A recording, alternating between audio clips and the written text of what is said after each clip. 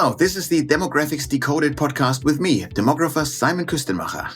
And me, Michael Yardney, property and wealth creation expert. And this is the podcast where we unveil the trends shaping our future. In this episode, Simon and I are going to explore the various demographic tribes in Australia. After all, we all belong to one. A demographic tribe, that is. In fact, Australia's one big country of many tribes. And if you don't belong to one, you don't survive. Some are easy to find. It might be your footy team or where you work or the way you vote or the way you dress. But there's another set of tribes that are of interest to business people, to organisations and investors. And that's what this podcast's about, really. They're the tribes and the labels that demographers divide us into. Now, I'm sure you've heard of the Baby Boomers and the Millennials, but have you heard of the FIFOs or the VESPAs or the YOLOs? And do you know what they mean and how understanding the demographic tribes will help you target your business decisions and your investments? That's what Simon and I are going to discuss today. So, Simon, we're back for our second podcast. There was amazing, great feedback for our first one, and we're going to be producing these each week to help our listeners and viewers understand the demographic trends that are going to shape their futures, Simon. Absolutely, Michael. That's what we are here for. We are providing help to look at the world, to look at Australia through the demographic lens. I truly believe that once you look at an issue from multiple perspectives, you are able to do better afterwards. You make better decisions with this. And these tribes, this is just one lighthearted way of doing this, but there's quite a bit of sociological truth in it. There's a lot of wisdom hiding in understanding those subcultures that are hiding in society. Well, Simon, in my mind, demographics is going to drive our destiny. And over the long term, demographics are going to influence our economy, our businesses, our property markets. We spoke in our last podcast about 10 demographic trends that are going to shape our future. If you didn't listen to that one, go back to wherever you're watching or viewing this. And after this, listen to today's show, but have a look at the last show because it's going to give you a hint of what's going to change in the future as well as what's going to remain the same. But it's going to, in my mind, these factors are going to be much more important than the short-term ups and downs caused by interest rate changes, government interference or inflation. Demographics are going to drive our destiny, Simon. Exactly, because that's the stuff that is set in stone, that is baked into the system. These things are not changing on an hourly basis. These are the rock solid foundations through which we can navigate society. Now, when we talk about those tribes, we can call them population segments, market segments.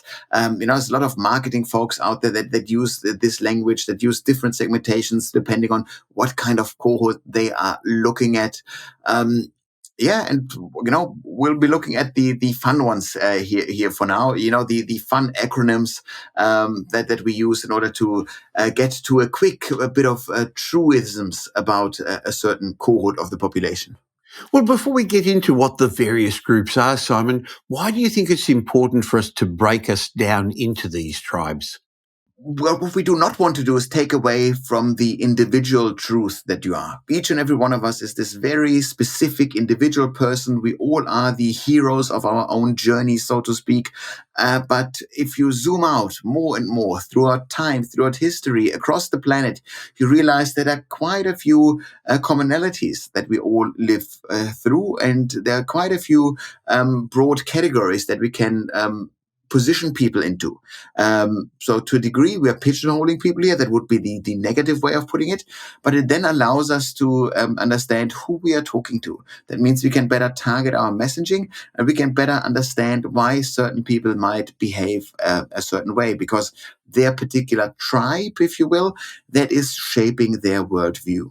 Well, Simon, there's lots of acronyms that have been made, clever little names. Now, we all know about baby boomers and millennials, but there's some ones that in your writings, and I know you write regularly for the Australian newspaper and the New Daily every week, which isn't behind a paywall, so people can get your writings every week there on a Saturday. But you've broken down the various tribes. Let's look at them. One of them that I found interesting was the YOLO tribe. Tell me about those. The YOLO, that is by now, I think, a deep pop culture knowledge. You only live once. is YOLO. It's the idea is you might as well live now.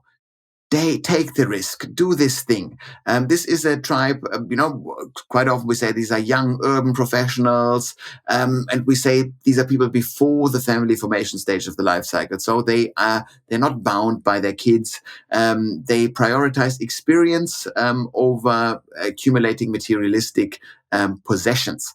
That is quite important because this is in opposition to older generations where you would not spend high on yourselves. You wouldn't spend money on yourselves. You would accrue wealth and materialistic desires. This is when you had, the good china that you only put out on a Sunday. This is something I'm that the young laughing, people. Simon, because we do have some china that Pam and I got for our wedding almost 30 years ago, and it's still in the drawer there that I think's come out twice or three times.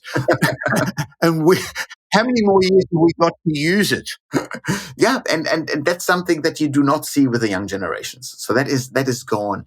And YOLO, of course, also in a sense is an excuse that you can give to yourself when you want to make an impulse purchase. When you go into credit card debt. Let tomorrow's me worry about this. I want to live now. And that is financially speaking, of course, a god awful approach, but it's a very, very common way of looking at the world.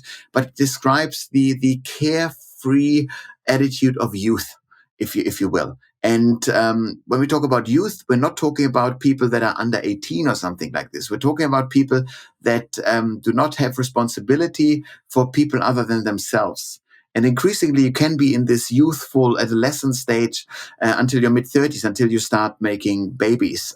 So we have a relatively big chunk of people in this YOLO stage. And by now, though, we have the millennial generation, the biggest generation in this country, growing out of the YOLO stage, meaning they become much more financially responsible, much more focused on actually accumulating these materialistic possessions because they now care for a family. Once you only look, or as long as you only look after your own needs, you can YOLO all you want. And now the biggest cohort in this country is going to stop being YOLOs. Well, they're going to become Yummies, young, upwardly mobile millennials, Simon. That's exactly the transition they're undertaking, yeah. And so these are the young folks, 25 to 35. The career-minded cohort of the millennials, who climbed the corporate ladder. They very much live in the city center because they are workaholics. They know that they need to work hard and long hours to be successful. So they live close to town, walking distance probably to their office.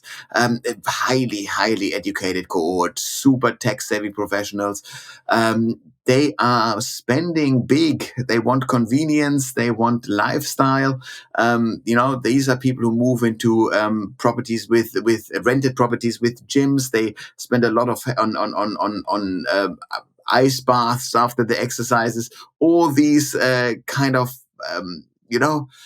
if you will, unnecessary but fun spendings in order to improve yourself. So very much the motivational books, kind of self-help book type cohort as well, and they really spend money to purchase flexibility and increased mobility. They don't want to be tied down. This is a cohort they do not know if they stay in the same city for the next year or not. A very, very mobile generation.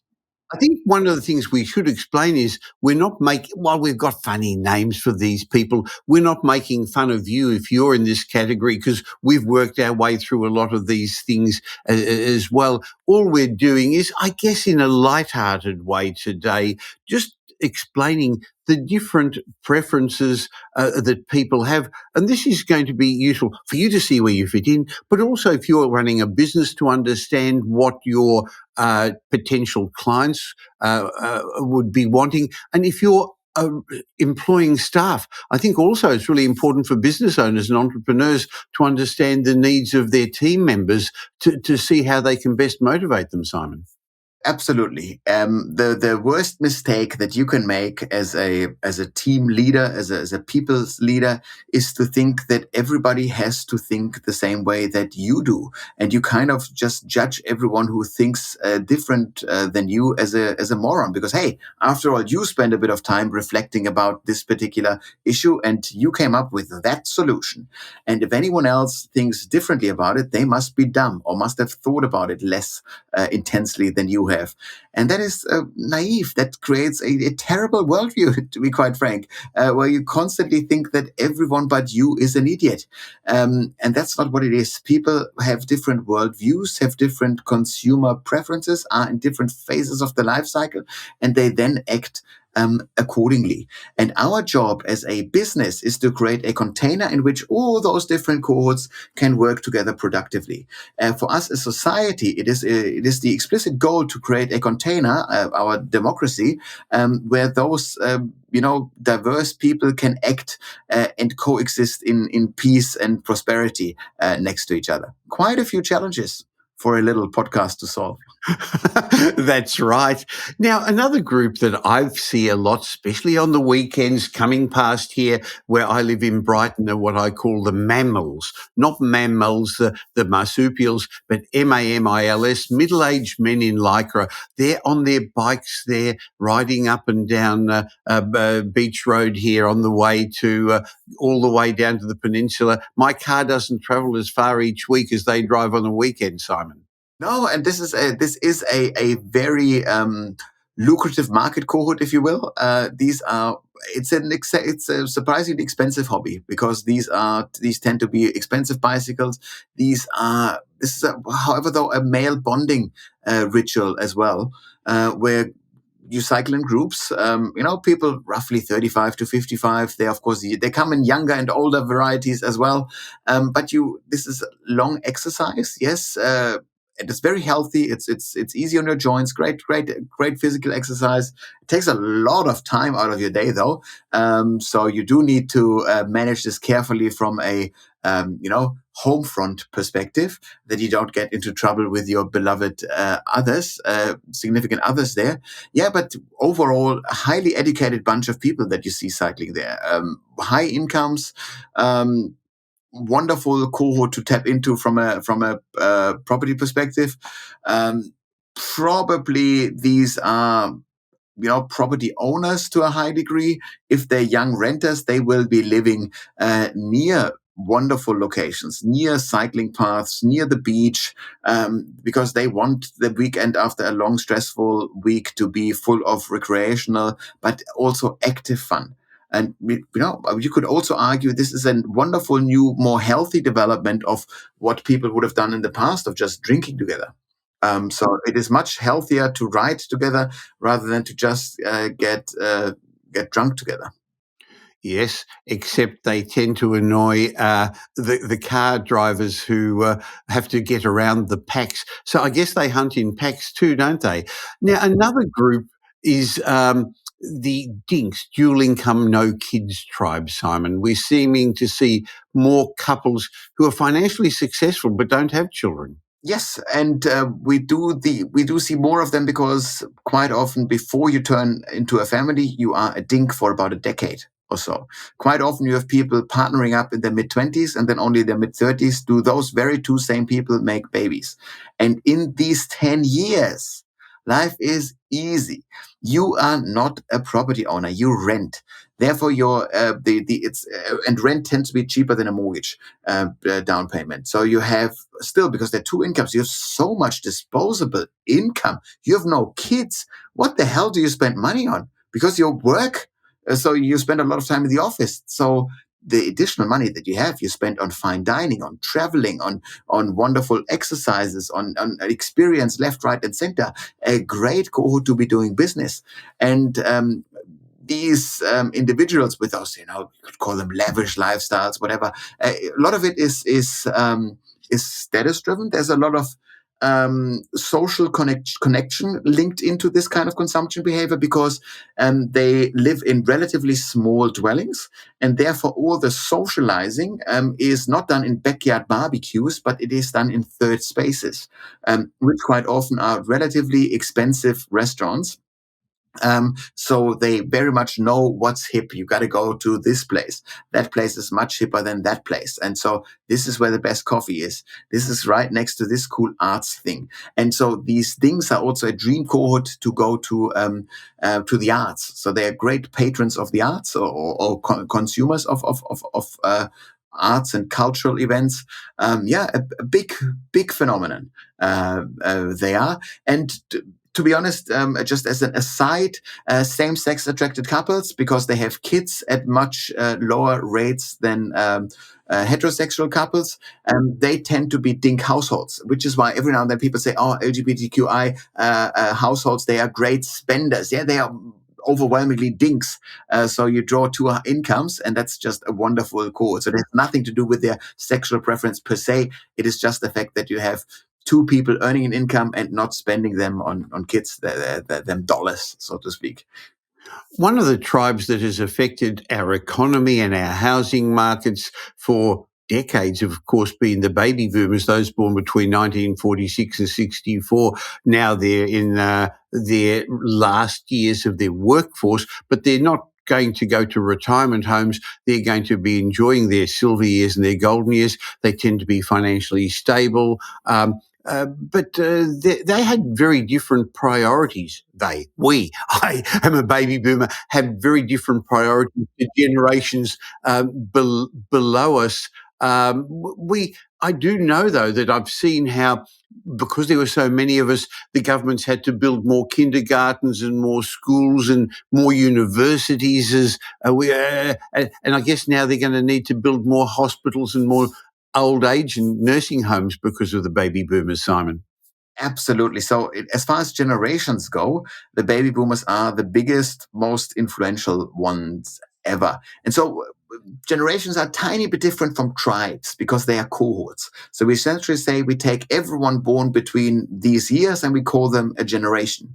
And the reason why generations have similar consumer behavior and values is that whatever happens to you as a generation in your formative years, so roughly 13 to 20, your early 20s, that shapes your perspective on life. This shapes your worldview in a lasting and permanent way.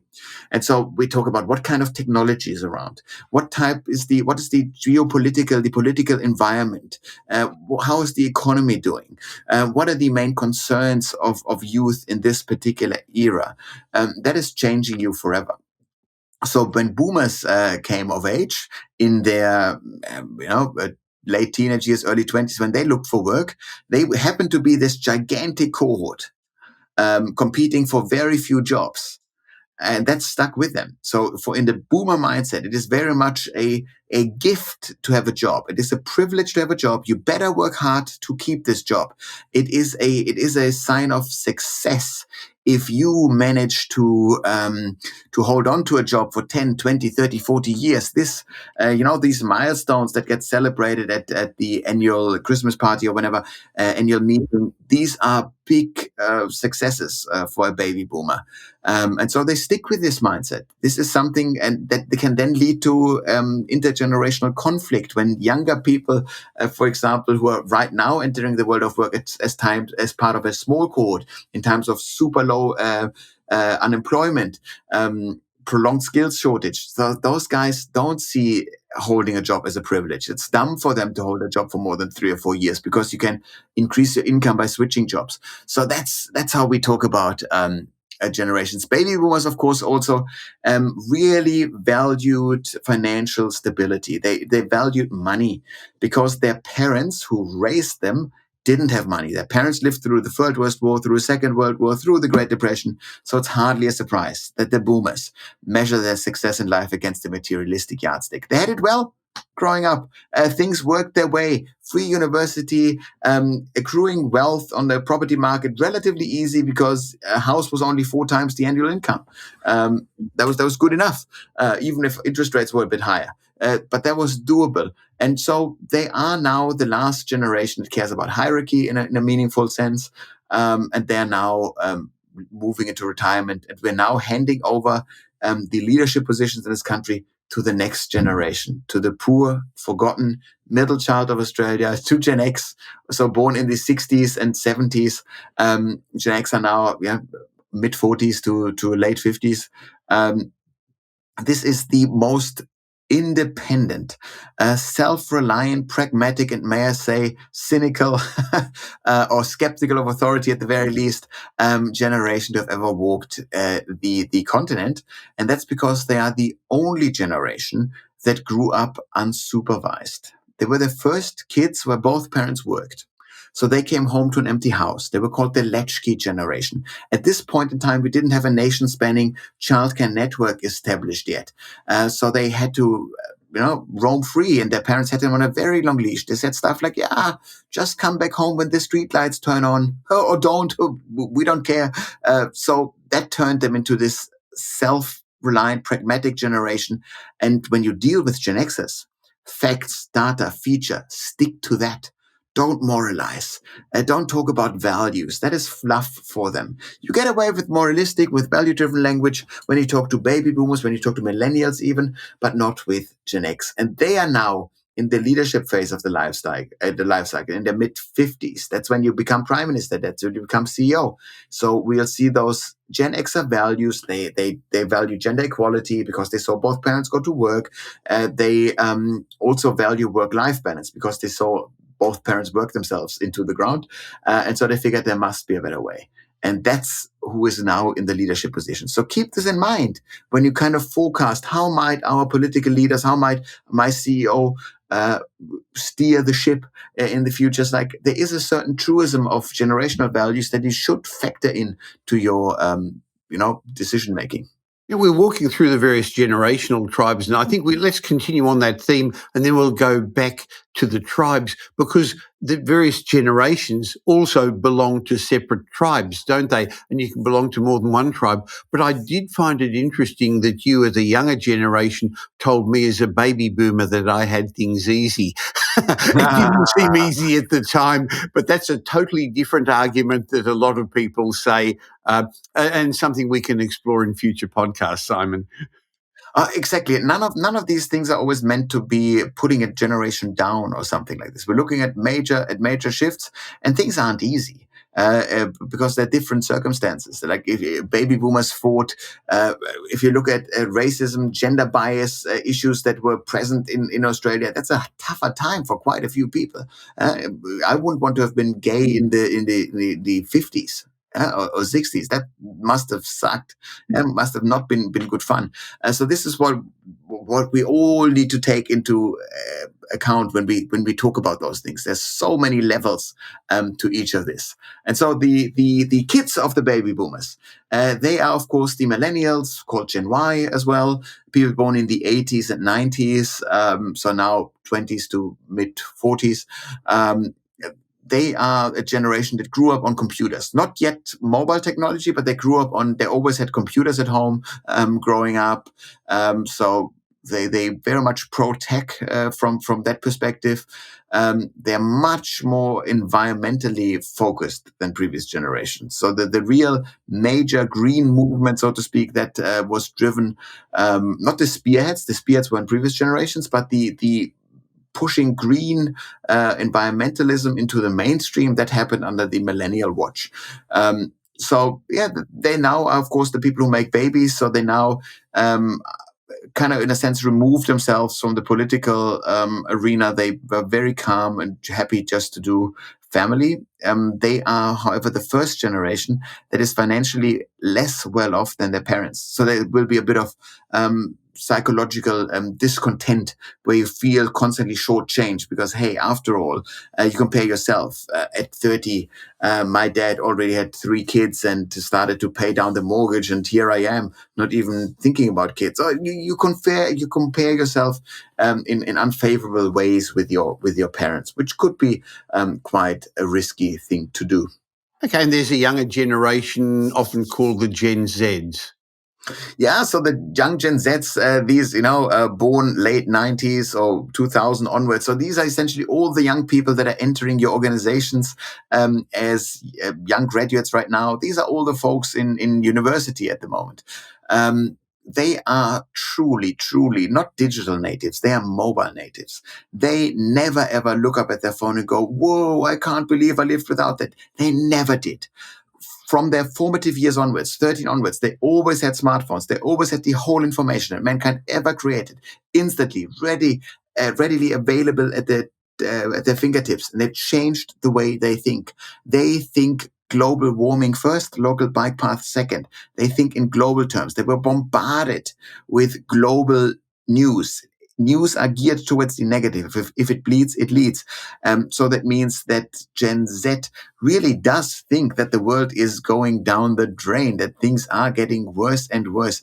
They are a very, very pessimistic bunch. We see this in super high rates of antidepressants that they're taking. The census asked for the first time, do you have a medically diagnosed chronic mental health condition? And 25% of young women in the early 20s said they have a medically diagnosed chronic mental health condition. This is, I would argue, the direct result of these high this constant consumption of negative news. Plus, of course, this is the first generation that we allowed to grow up throughout their formative years with social media. And we know that the impact on teens and people in their 20s on Instagram in particular, particularly for women, is god awful, because you only compare yourselves to people who do their best and also who are highly photoshopped and whatever. So it's not good. From a mental health perspective, image-based social media, so that is largely Instagram and TikTok, are the absolute devil for you. Don't go there. Twitter is fine from a mental health perspective. It's neutral. Despite all this robot hate speech or whatever is on there. But who cares? Yeah? That's what made this generation. And I want people to be aware that this is the young people that are now entering the world of work. There's no reason to be cynical about them. They are highly educated. If you as an organization can tell them how your small thing fits into that bigger thing, if you can draw the connection for them, you get a highly educated, switched on, and very loyal workforce out of them. But you do need to learn how to speak their language. Yes. Now, you talked about social media. I'm just going to give a quick mention that you're very active on social media, and so am I. And so in between these shows, if you want to keep up with Simon Kirstenmacher, we'll leave a link in the show notes for his social media. You're very active on X, on LinkedIn in particular, because you've got a very large business audience. And also, I know you are on Instagram, even though you mentioned not. And so am I. And by the way, if you're getting some benefit from this show, and we're going to be bringing you the Demographics Decoded podcast and videos every week, please stop for a second, subscribe wherever you're watching or listening to this. There's a way of keeping contact with us every week with this, where Simon and I are going to bring you the trends that are going to be shaping your future, and also in the future, some special guests as well. But at the moment, Simon, there are so many topics I know I want to ask you about. So let's get on and discuss some of the other tribes. Yuppies, that was a term that came around in my days in the 80s for young urban professionals, and it described people who were young, maybe just out of university, and had high-paying and an affluent lifestyle. Yeah, and of course, these are the doctors, lawyers, people with master's degrees from top universities, for the first time moving back into the inner city. So they really made these inner city spaces that were a bit derelict. They made them hip again. They turbocharged gentrification of those areas with their high incomes. And this was a direct result, if you will, of a restructuring of the economy. We went away from industrialized economies into much more of a service economy, and these were the the leaders, if you will, of this new transition. And so they might have not stayed this way, but they really started to change the urban fabric. This is the Starbucks generation where we first introduced this thing. These are people who consumed expensive who dined in expensive restaurants. A new phenomenon also. This was not a thing in the 70s. This is No. something that you then all of a sudden established, and this is Pretty Woman and so forth. These are you showcase these kind of people. Gordon Geckos. This is the kind of thing where you show that is a thing. We then, of course, mainstreamed that by Greed is good was what was part of what that was all about, Simon. very much so, and it's the high 80s financial thing in Australia. The 80s were mergers, acquisitions, highly speculative finance that occurred here. Couple of crazy barons, the age of the media barons in Australia. All that, of course, driven by a bit of bling, investments into crazy, outrageously bling 80s properties. It's great fun if you look at this from a retro perspective. Yeah, and so of course we made a lot of jokes about them or whatever. Yeah? But yeah, this is not a very political generation. The Yuppies, This is very much consumption is the main narrative. Well, you grow out of it because I think I did. But as you described it, looking back, then I guess that's what I was. There was also something else at that stage. I'm not sure I fell into that category that people called a snag in the 90s. It was good to be a sensitive new age guy. And there was also the other side, I guess, the wags. So there were the snags and the wags, the wives and girlfriends, especially of the sporting stars. I guess they still talk about wags, don't they? Oh, that's celebrity culture. That is always there. The wags, if you will. Yeah, the sensitive new age guy. What we've seen there is a bit of a first preview, if you will, of a postmodern worldview. This is the first, in a sense, more comical, more extreme version of males becoming more and more comfortable with their own feelings, with their own sensitivities. This is when we slowly understand that poor mental health can be a thing with men that could theoretically be solved with substances other than alcohol, or tools other than alcohol. So this is the forebearers of a new understanding of what it means to be male. And of course, it was mocked beautifully in pop culture. And but that's what we need to do. That's what pop culture and comedy is always there for. It needs to look at the new emergence of certain tribes, and then they need to be mercilessly mocked. That's important because we do need to reflect upon who we are. And so when we make fun about people, this is not as comedians, so to speak. This is not meant to disencourage folks. It's meant to trigger reflection. That's what the best clown does, so to speak. I also think it's important that to understand that if you're in business, if you're running an organization, and I know that what you do, consulting to organizations and speaking to them, Simon, as you're living, it's best to understand your target market, because if you understand what drives them, what they need, then you're going to, because we all have different groups of consumers, you're going to be able to target your marketing and your products and your services better. So I know that in your big talks to organizations, that's how you help them understand, because we tend to think that the world thinks like we do, but we all look through rose-coloured or tinted glasses, tin-coloured, I guess, rather than rose-coloured, and we all look through different glasses and we don't realise we've got the tints on, do we, Simon? No. And again, that's why we do this. This is to remove ourselves a bit from our own perspectives, and we just group people in a certain way that helps us to navigate this a bit better. I remember reading in your articles about kippers, kids in parents' pockets eroding retirement savings. In other words, adult children still living with parents. Yeah, this was a big thing.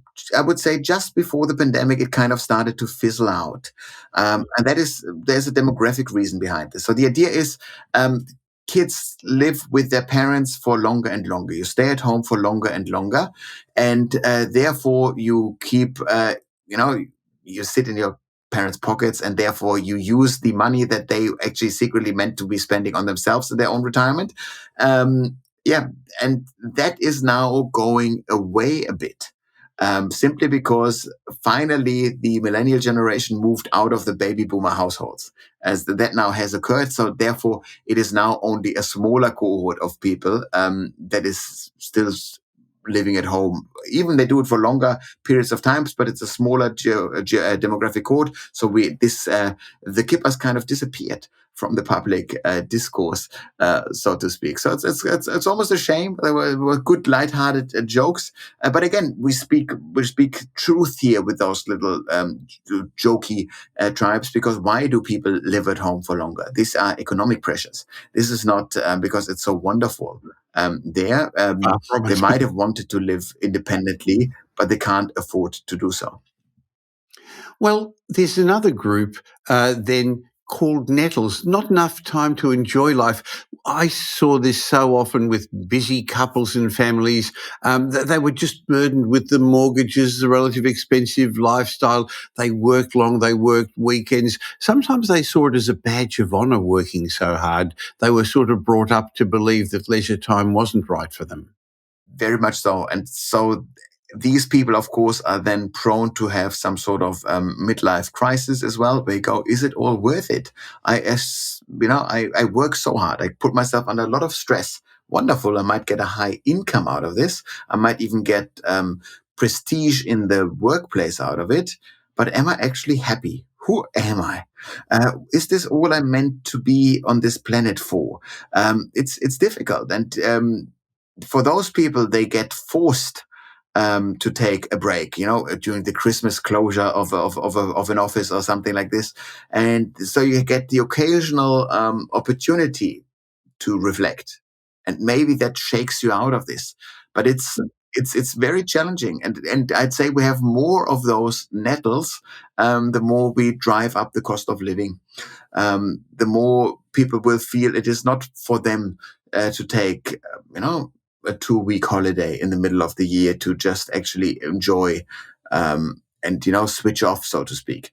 So yeah, it can be very, very stressful, and it's the same with when you have families and the mortgage just got higher and higher. You go, no, I better work my butt off to keep this going.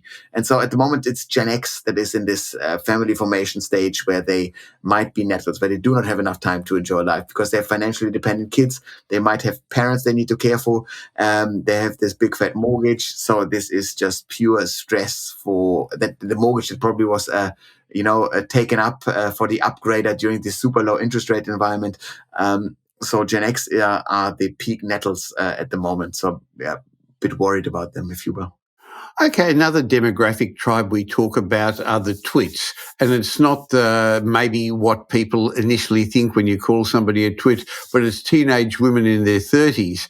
In other words, women who behave like teenagers or just like teens. They obsess with the latest trends, girls' nights out, being hooked on social media, when in fact they maybe should have grown up. Oh, I probably offended somebody by saying that, Simon. No, but that's the perspective of older generations comparing themselves at the same at the same age.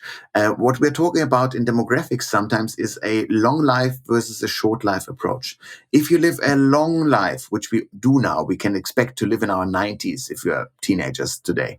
Then you hang out in each stage of the life cycle for longer. And why would you need to behave like a mother, if you will, or in your early 30s if you don't have kids? That makes no sense. You can hang out in this carefree, worry-free teenage year, if you will.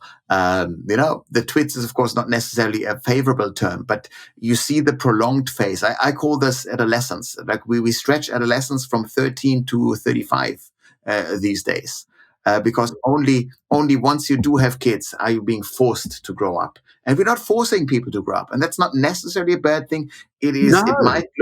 It might look very soft or irresponsible in comparison to what you've done in the past or what I've done in the past. But that's just comparison to oneself. And it does not take into consideration the completely changed, broader circumstances in which this generation grows up.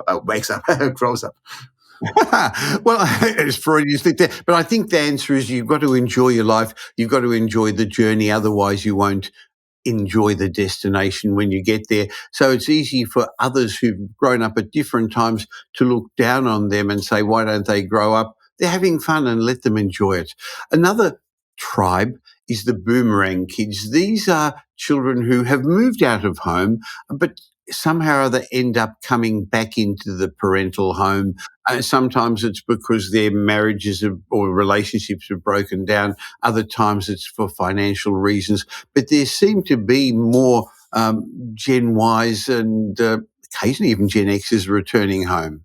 Yeah, that's because you can fall back on the home. So your boomer parents tend to have a large house that has the space for you to go in. They tend to be wealthy enough to accommodate for this, and the lifestyle operates in a way that you hang out at the in the university system until your mid-20s. You then go on your London stint overseas. You then move back in home for a bit until you get settled. You then partner up. You then move out. You then partner up. This relationship it breaks down after a year or two. You move back for a bit. You move to a different city. You move back for a bit before you settle in your hometown again. So yeah, you're constantly using the parental home much more frequently as a launch pad, so to speak, to start your next step in your life cycle, and that's yeah. Baby boomers secretly love it, to be honest. Baby boomers, as parents, actually want to have their kids around. Not that much and not for that long, but they don't mind at all if their kids. They always say, "Our home is open for you."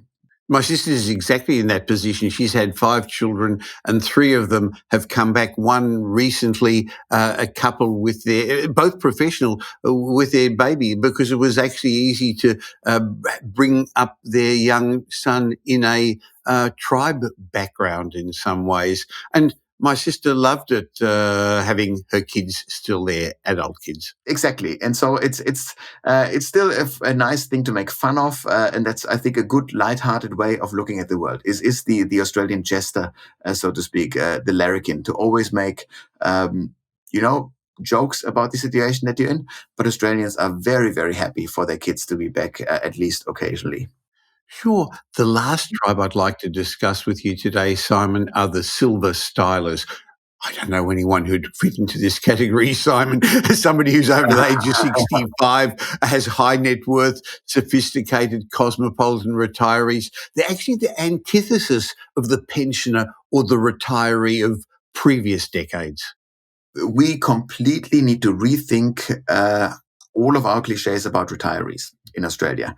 The people that are retiring right now are the baby boomers, the richest generation to ever retire in Australia. So all of the cliches about poor penny pinching pensioners, yes, those people still exist, but not as the majority anymore. Now you have a wealthier cohort in retirement. And at the moment, because they tend to be asset rich, meaning they own their house, they have cash savings. That means they benefit from high interest rates. And so you go, why would they not be stylish? So if you just picture a grandmother, you picture the Golden Girls or whatnot, yeah? Or some plum grandmother who's making a pie. But really, this is not what retirement looks like. Retirement looks much more stylish, much more sophisticated as a whole. And if you run an aged care facility, if you run a retirement living facility, if you retire, if you manage a restaurant that is targeting retirees, you do need to be aware of this. You do need to understand that this is a whole new world of retirement out there. Well, it's important to recognize these tribes are not fixed. They're not rigid categories. And many people identify with multiple tribes. And I guess some people are listening to this and saying, I don't fit into any of those at all. But I think this diversity, Simon, enriches Australian culture, enriches our society. And it's an important part of what makes our country unique. Additionally, these tribes, obviously not exclusive to Australia, you can find them all around the world. And as I said, The reason we're discussing this in the second of these Demographics Decoded podcasts is because it's going to help our listeners, our viewers, business people, organizations, and investors better understand how to target their marketing, how to reach the right people, better understand the needs and preferences of the different groups of consumers. And we're lucky. Australia is a diverse country with a wide demographic range of lots of different demographic groups.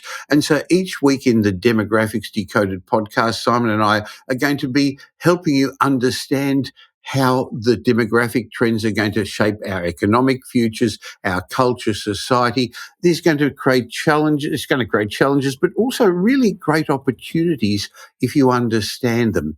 So if you think this sort of information is going to help you become a better business person, employer, investor, please take a second to subscribe to this podcast wherever you're listening or viewing this.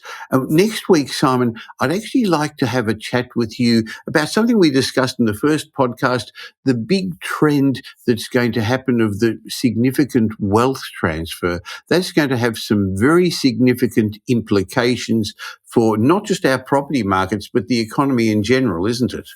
Absolutely. Big fat shifts ahead. It changes our cities. It changes our investment structure. It's an opportunity for the state to grab wealth. So there's a lot of things up in the air in the coming 2 decades. Now, if you want to keep in contact with Simon's musings, he's very active on social media, and there will be links in the show notes to this, as well as to my social media and the Metropole team who help our clients grow, protect, and pass on their wealth to future generations through property advice. But Simon, thank you very much for explaining to us about how we're all different, but in many ways we're still a little bit the same. I look forward to catching up with you again next week for the Demographics Decoded podcast. It's been a pleasure as always. I'll see you next week. This Demographics Decoded podcast was brought to you by Metropole Property Strategists. We provide a complete range of services to help our clients safely create intergenerational wealth through strategic property and wealth advice. If you're looking to buy an investment property or your next home, why not have a discovery chat with one of our wealth strategists? Go to metropole.com.au and explore your options. You'll find we're much more than just another buyer's agent. We provide a complete range of services, including property and wealth advisory, home buying, buyer's agency, property management, renovations, and development management services. The team will help you with frameworks that I've fine-tuned over 5 decades, and we've been helping clients with for over 25 years. We're big enough to tip the scales in your favour, but still small enough to care. You can follow me on social media, but I suggest you also follow Simon Kirstenmacher. You'll find him regularly posting on all the social media platforms. I'll include links in the show notes. And thanks for spending the last little while with Simon and me. I hope you got some benefit from the show. And if you did, and you know somebody else who'd also benefit, please tell them about the Demographics Decoded podcast. There's a share button on every podcast app. You'll be doing them a favour. I hope you will anyway, and you're definitely going to be doing us a favour, helping us in our quest to make as many people as possible aware of the demographic changes that are going to shape their future. And of course, any of the discussion we had today was not personal advice about your future, but just general information to help inform you.